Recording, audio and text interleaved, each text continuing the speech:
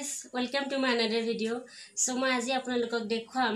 আপোনালোকে আমৰ আচাৰ কিদৰে বনাব পাৰে যেহেতু এতিয়া আমৰ সিজন চলি আছে সো মই আপোনালোকক দেখুৱাম আপোনালোকে কেঁচা আমৰ আচাৰ কিদৰে বনাব পাৰিব তেন্তে ঠিক আছে আজি এই ভিডিওটো আৰম্ভ কৰো তো ধুনিয়াকৈ আমকেটা এনেদৰে সফাকৈ ধুই লব এনেদৰে আমখিনি সৰু সৰু টুকুৰা কৰি কাটি লব বইল কৰোতে নিমখখিনি দিলে ধুনিয়াকৈ আমৰ ভিতৰত সোমাই যায় আৰু পাছত খাবলৈও টেস্টি হয় সেইবাবে 5 মিনিটৰ পৰা কমেও 10 মিনিট মানলৈ ধুনিয়াকৈ বইল কৰাৰ পিছত এনেদৰে খৰাহি এটাত লৈ পানীখিনি টুকি লব আৰু এতিয়া আকৌ অলপ জুখ অনুসৰি নিমখ অলপ দিব আৰু অলপ হালধি দি ধুনিয়াকৈ খানি লব এনেদৰে ধুনিয়াকৈ হালধি নিমখখিনি খনাৰ পিছত ৰ'দত দি দিম আৰু যেতিয়া অলপ শুকাব তেতিয়া মই আকৌ ধুনিয়াকৈ তেল মছলাখিনি দিম বাৰু হিখিনিও মই আপোনালোকক দেখুৱাই দিম ধুনিয়াকৈ ইয়া আপোনালোকে দেখিছে মই আমৰ আচাৰত দিবলৈ মছলা সামগ্ৰীখিনি ৰেডি কৰি লৈছো গটিকে মই আমৰ আচাৰত দিম মেথি গুটি এখিনি মেথি গুটি এটো হৈছে বগা জিৰা এটো হৈছে জইন আৰু কিছুমানে ৰান্ধনি বুলিও কয় অলপ শুকান জলকীয়া লৈছো এখিনি হৈছে কলা জিৰা আৰু এখিনি হৈছে সব এতিয়া মই গুটে মছলা সামগ্ৰীখিনি একে লগ কৰি অলপ সময়ৰ বাবে ভাজি লম মই আপোনালোকক দেখুৱাই দিম বাৰু এনেদৰে মেথি গুটিখিনি প্ৰথমে অলপ গৰম কৰি লম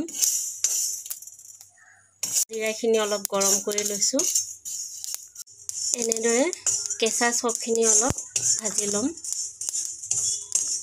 কলা জিৰাখিনি ধুনিয়াকৈ ভাজি লম অলপ এতিয়া এনেদৰে জইনখিনি ধুনিয়াকৈ গৰম কৰি লব অলপ সময়ৰ বাবে যেতিয়ালৈকে আপোনালোকে গোন্ধটো নাপায় ঠিক তেতিয়ালৈকে এতিয়া শুকান জলকীয়া কেটা ধুনিয়াকৈ অলপ সময়ৰ বাবে গৰম কৰি লম বেছি নকৰিব কাৰণ কি নাকত ধৰিব পাৰে ধুনিয়াকৈ মছলাখিনি ভাজি লোৱাৰ পিছত আপোনালোকে পটাত পিছি লব পাৰে নাইবা ধুনিয়াকৈ মিক্সাৰ গ্ৰাইণ্ডাৰত পাউডাৰ কৰি লব পাৰে এয়া দেখিছে আপোনালোকে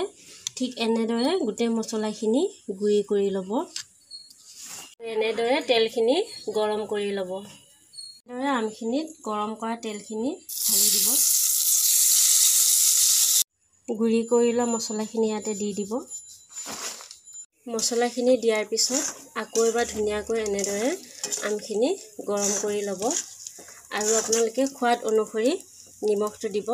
অলপ কলা নিমখ দিব পাৰে তেতিয়া খোৱাদটো বেছি ধুনিয়া হয়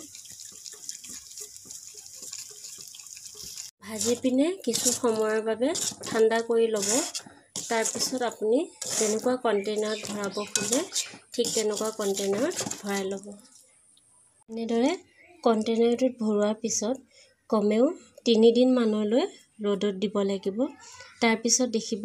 বহুত ধুনিয়া গোন্ধ এটা ওলাব আৰু আপুনি খাব পৰা হৈ উঠিব So guys মই আশা কৰিছো আপোনালোকৰ এই ভিডিওটো চাই ভাল লাগিলে আৰু যদি এই ভিডিওটো চাই ভাল লাগিছে তেন্তে লাইক দিব কমেন্ট কৰিব আৰু মোৰ চেনেলটো সাবস্ক্ৰাইব কৰিবলৈ একেবাৰে নাপাহৰিব যাতে আগলৈকো আপোনালোকে এনেকুৱা ধৰণৰ ৰেচিপি ভিডিওবোৰ চাই থাকিব পাৰে থ্যাংক ইউ ভেৰি মাচ